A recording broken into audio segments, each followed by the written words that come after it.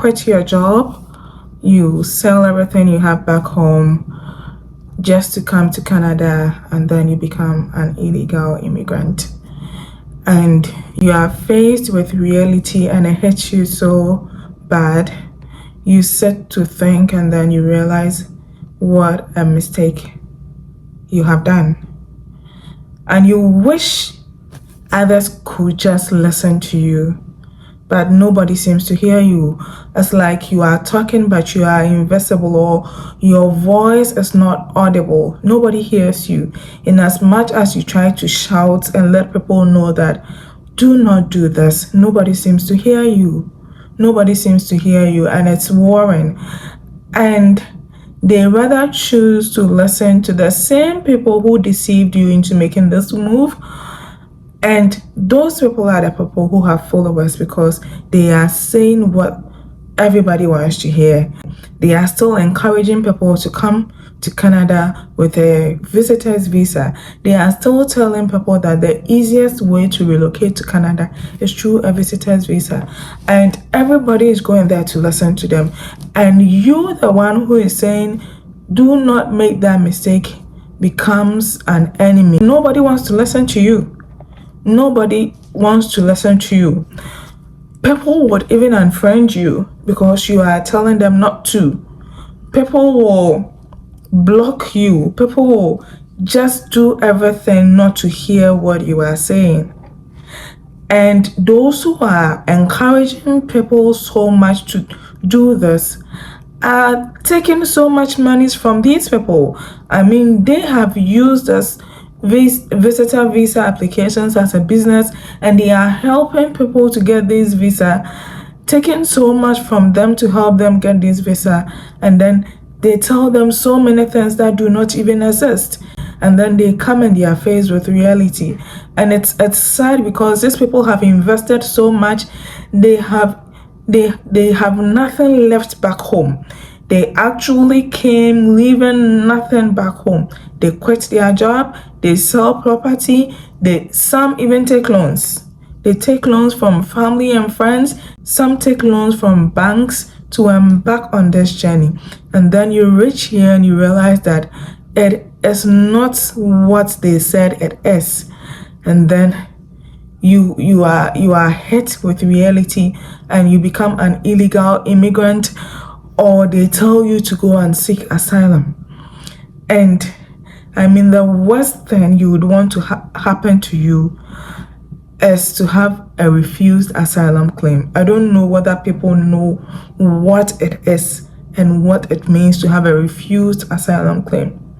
If we do, we will never consider asylum as a means of relocating, guys. I don't know if you have heard that there are two groups of people who do not listen to advice. The first one is a man who has money. The second is a lady or a woman who is in love. Permit me to add that the third is someone who is so desperate to travel. They do not listen to advice. They do not listen to advice. They hear only what they want to hear. They do not do any personal research to even find out if what they are hearing is what it is.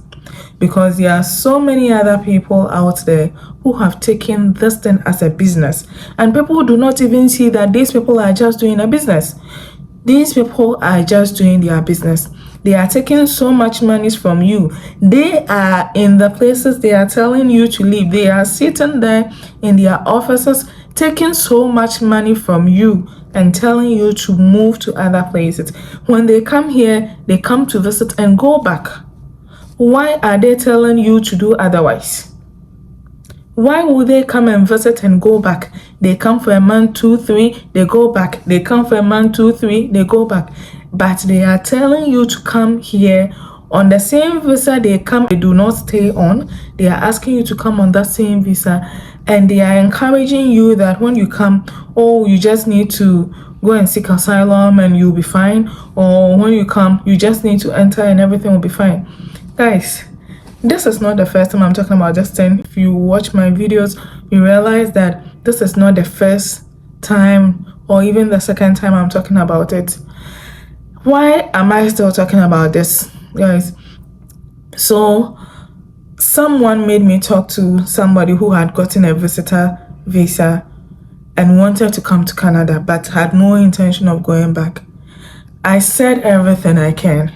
I said everything I can to let this person know that no, this is not the right thing to do. You are an educated person. If you want to come to Canada, the school route will be the best for you. And she tells me she's not getting the school. So this one that she has gotten, she doesn't want it to go with. I told her that it is not a good thing to do. I will not advise her. Personally, I will not advise her to do. Only for me to call the person, just check up on her friend. How is your friend doing? Has she accepted that she's going to stay back and work on her things? And then this person tells me that, oh, my friend left for Canada last week. What? Your friend left for Canada despite everything I told her? Yeah, she did. Really? So guys, why don't people listen when these issues of traveling comes up? Why is it that those of us who have decided to tell the truth are not being heard? Why is it that the few of us who have decided to be very truthful to people are not being heard? Why are people following people who are just trying to make a business out of a situation? People who are just trying to dupe them of their monies. So they tell you what they have to tell you to get the money from you. Why are people not seeing these guys from that point of view? What is happening, guys? Let me understand. I find it very difficult to understand. Why would you put yourself in this situation where there are so many people already in the situation and they cannot find a way out? They have so many people who have regretted so much. They have regretted, but they are so helpless. They don't know what to do because they sold everything back home. They sold everything. They resigned from their jobs. They sold properties and they have nothing back home to go to. They do not know what to do. They have left families back home and they have no idea when they are going to see them again. Imagine leaving your wife and your children back home and you just cannot tell when you are going to see them again. You can't even tell if you are ever going to see them back again. What kind of life is this that you want to put yourself into? What kind of thing is this? Is this what you really want to do? Living your life no matter what, guys. Freedom is something that probably you do not cherish until you find yourself in a situation where you see that your freedom is so limited. That is when you start to value freedom. Your freedom, no matter how bad it is in your home country, the freedom you enjoy, the sense of family, no matter what it is, you have a family that you can always run to. You have a family who understands you. You have a family who will always be there for you. And then just imagine yourself on a strange land where you do not know anybody. There's nobody to talk to. You are so confused. You're on your own. It even affects your mental state. Guys, it affects your mental state.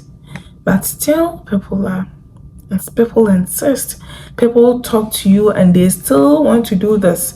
I mean, you go on social media and people are still preaching. People are still preaching that the best way to come to Canada is to do a visitor's visa. Really? With all what is currently going on in Canada, where even international students find themselves wanting? We call ourselves believers, we call ourselves Christians, we call ourselves Muslims, we are so religious. But why is it that when it comes to these things, we put all our religious values and morals on the side? Why are we ready to do just anything to travel? And guys, the thing is, until you travel, you do not even appreciate what you have. Many students who are in school and are completing in December 2024, when they complete school, they cannot get postgraduate work permits because the programs they did are not eligible for postgraduate work permit. Mind you, when they started school, there was no program eligibility. Through school, just about completion, an eligibility criteria has come. And it did not put them into consideration. So you see, no matter how bad it is, the way Canadians are the priority here, that is how in your home country you are also a priority. There. Immediately you step here, I mean, anything that happens, you do not even have a say. If you are lucky and it goes in your favor, fine. If it goes against you, no one cares. Imagine paying so much in school, and for you intended that you want to, after school, you want to say get a postgraduate work permit and use that route to get permanent residency, and this news just comes in. You have to go. And you have to go. Canada is not yours, so you do not determine what happens here. Currently, if you want to come and study in Canada, studies should be your only focus, guys. And you should come to Canada with money. The current unemployment situation in Canada is so bad. And when it comes to employment, citizens, permanent residents, refugees, and even asylum seekers are given the priority. So if you are coming here to school with the intention that you are coming to work to fund your education, no. That is why in your visa application process, you are supposed to show proof that you have enough money to fund your education and your living expenses in Canada. That is what you said in your visa application. So the Canadian government is not obliged to let you find work while you come to school in Canada. If you do not know, ask those who have come in. Ask them how it is going. Just in case you do not want to listen to me, yeah? Don't listen to me, but talk to those who have come in and try to find out if they are getting jobs or not. Try to find out from them whether or not they are getting jobs to do. I mean, a few people I have met who have gotten job interviews. The first question they were asked on the interview is whether you are a permanent resident or you are a citizen. That is the number one question they asked at the interview. And the moment they say, I am a student, the interview ends there. Many others are not even getting the interview to even go and say anything. What do I stand to gain or lose? What do I stand to gain when you come? Or what do I lose when you come? But what we see every day is an eyesore.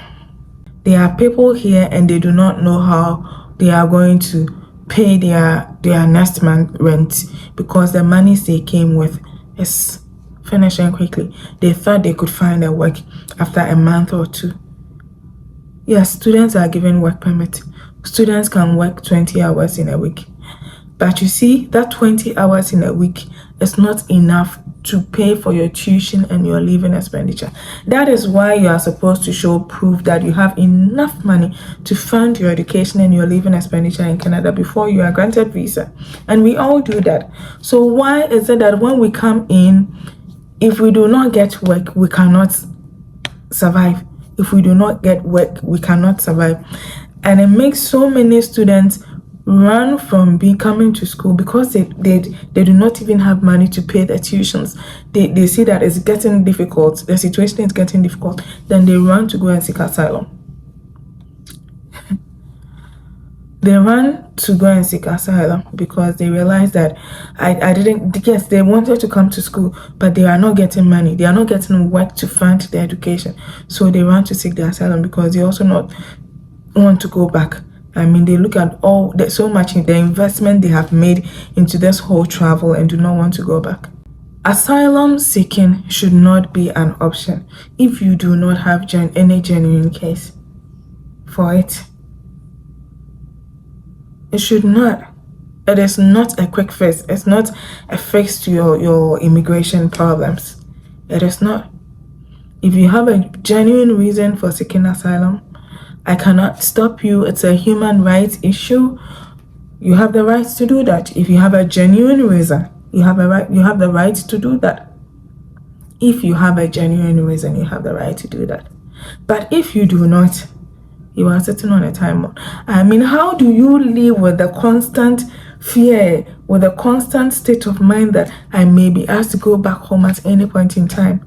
How do you live? How do you even live your life with that always sounding in your head that, what if I'm asked to go home today? What if I'm asked to go home tomorrow? I mean, you are constantly living in that state. You don't even know when. Some of you have left children. Some have left their children back home. You do not know when you are going to see these children again. You do not know when. So if you are home and you know somebody's parents dies, you know the person is abroad, and then they've lost a father, a mother, and then they do not come for they are not able to come for the funeral, or you do not understand. Some of them are not able to come because of this very tight corners that they have put themselves to here. So they are not even able to come here, and crying and the pain and the emotional torture. And who is supposed to be blamed for this? You chose to listen to those who are saying things you want to hear. Somebody said, if they discourage you, block them. And people who are telling you the truth sound like they are discouraging you just because they are telling you that beware, this thing that you want to do. No, try to research, read more about it. Even if you will not listen to me, find out more about it. Read. Go to the government website. Read for yourself. What is the situation now? What is going on in Canada now? Read. But no, you all decide to listen to people who are running their own business with this thing and taking so much money away from you, and then they push you into the country and they leave you on your own. The weather is changing, guys. Let me just tell you, the weather is changing. It is getting cold. This is not a time you want to come to Canada when you do not know anyone, when you do not have accommodation, when you have no one to host you. This time, it's not good. The visitor's visa is solely for the purpose of visiting. Do not come with a visitor's visa when you know that your intention is not to go back. Don't. Especially when you don't have money. Most people who are doing this, obviously, are people who do not have much money. Because if you have so much money, why would you even do that in the first place? That is what even makes the situation feel some way to me, because the fact that people are trying to take so much from people who do not even have in the first place. Okay, so this person does not have. The little they have, you try to take it away from them and push them in a situation where you would not like to be in yourself. You take the little they have from them, you convince them to stop working, you convince them to sell their properties, take loans and everything, and you push them into a situation you would not like to be in yourself. Why are we so heartless? And then you try to make those of us trying to warn them look bad in front of these people. You all would see the comments that will come under this video, and you will know that, yes, I mean, people may not even watch when they realize that what I am saying is not what they want to hear. I would rather want to be known as someone who would always stand by the truth, someone who valued her integrity, than to just say anything to get followers, just because that is what the people are doing. No wonder in some places we have false prophets, and the number of people following these false prophets. I mean, these are people that if you sit and any normal human being can say that this person is a false prophet, but they have so many people following them, and you wonder what these so-called false prophets have done to them. What have they done to these people? It is because they say things that these people want to hear. They say the things that these people want to hear. These people are so desperate that they have lost their sense of thinking, they have lost their sense of reasoning, that they just want to hear what they want to hear. Is that how life is supposed to be? People are going through a lot, and it is worrying. You are just thinking about those who are in, and then it becomes more worrying when you realize that even more people are coming. Even more people are coming. When those who are in have not even gotten a way out, more people are coming to add to the situation, because people are saying, oh, don't listen to them. Don't listen to we are the naysayers. Don't listen to the naysayers. Be positive. Be positive. Go. Have hope. Trust in God. Trust in God. Trust in God. God, you think God supports things that are illegal? You are doing your own thing. Leave God out of it. You always should tell me why Canadians do not have a right to be angry at everything that is going on in Canada, when their monies are being used to take care of all these people who are making things hard in the country. Crisis, high cost of living, and everything that is going on in Canada. For me, I think I have made my point clear. I have made my stand clear, and nothing is going to change that. Visitor's visa is solely for the purpose of visit. If you are coming to school in Canada, come when you have your own money. You have your own money for tuition, you have your own money for living expenditure. Okay? You have your own money for tuition and for living expenses, so that even when you do not find work, you are able to still go to your school. If you have an intention to try to get permanent residency after school, right from school, start working on something. Start working on something. There are so many pathways. Don't limit yourself to just one. Don't wait to complete school before. Guys, you'll be surprised. There are people who have completed school, who are done with their 3 years postgraduate work permit, and they have no way out. They have not gotten PRs. So you can come here, finish school, get postgraduate work permit, and if you do not have a plan, guys, this journey is embarked on with a plan. Not just one plan, plan A, plan B, plan C. You should have plans. What pathway do you want to use? What route do you want to use? And you start working on it as soon as possible, because things continue to change all the time. Things continue to change. There's a pathway here. Before you realize, when you do not act on it today, the next day you come, oh no, it's no longer there. There's this thing. There's this route to permanent residency. You hear about it today. If you do not take the step today, tomorrow you come, we are sorry, there's no more available. That is how Canada is. Things change all the time. Every day things are changing. Every day things are changing. You cannot waste too much time. You cannot waste too much time. If you are coming to school with the intention of completing school to go back to your home country, perfect. Come to school. Come with your money, study.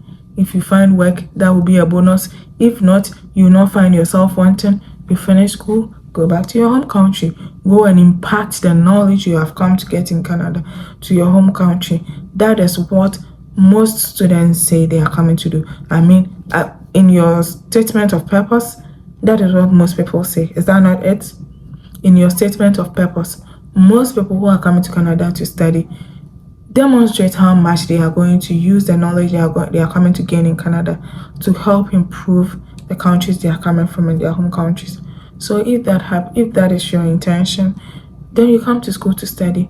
But like I said, come with money, because today's Canada is not like yesterday's Canada. When you get here today and tomorrow you find something doing, so that you do not find yourself in a very tight situation where even when you came in as a student with a genuine intention to come and study, you do not find yourself in a position where you are so tired that your only way out is to go and seek asylum. Like I said earlier, the worst thing that you would want to experience is a refused asylum claim. The worst thing that you want to experience in this life is a refused asylum claim. Guys, if you do not know what that is, before you think of seeking asylum, try to know what a refused asylum claim does to you before you think of seeking asylum, when you really do not have a reason to. I will not encourage anyone to sell their properties, to quit their jobs, erase everything they have toiled for so many years for in their home countries, and come to Canada to start life all over. It is not worth it. On a visitor's visa, no. It is not right in the first place. Secondly, it is not worth it. Canada is working at reducing its temporary residents. Yeah? So the percentage of students who are getting employment is reducing, not to talk of a visitor. There's nowhere to even fix you in the whole thing. Perhaps those who are encouraging us to come all the time do not also let us know these stories. Not long ago, 28,000 asylum claims were refused. 28,000 asylum claims were refused. Maybe we do not know. So before anybody encourages you to seek asylum, and you think, oh, I'll just get a visitor's visa, you're trying to be smart, get a visitor's visa and oh, just come and seek asylum, and people are preaching that, and those are the people you want to listen to. Some of us are seen as enemies, some of us are seen as, enemies of progress and all that. We do not want you to progress. What do I stand to lose? But for the mere fact that you sit and watching all these people preaching things that do not exist, you cannot keep quiet. So I'll also come and talk. Maybe just one person will listen. And I pray that just one person will listen. That is my prayer.